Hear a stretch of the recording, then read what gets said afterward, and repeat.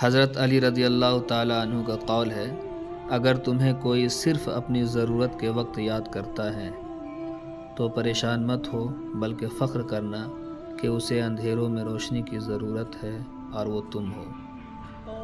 اگر کسی کی تکلیف دیکھ کر تمہیں تکلیف ہونے لگے تو سمجھ لینا تم اللہ کے بنائے ہوئے بہترین انسان ہو۔ اچھا بولنے کے لیے پہلے اچھا سننا ضروری ہے۔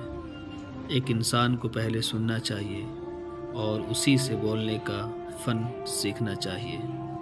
رسول اللہ صلی اللہ علیہ وسلم نے فرمایا، تم اپنے مسلمان بھائی سے جھگڑا مت کرو اور نہ اس سے ایسا مذاق کرو جو جھگڑے کا سبب بنے، اور نہ اس سے ایسا وعدہ کرو جس کو تم پورا نہ کر سکو۔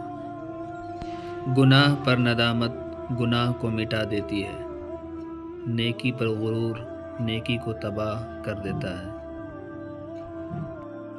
اے میرے اللہ، مجھے ہمیشہ ایسی عزت اور ایسی خوشی سے بچا جو تیری نافرمانی اور تجھے ناراض کرنے سے حاصل ہو۔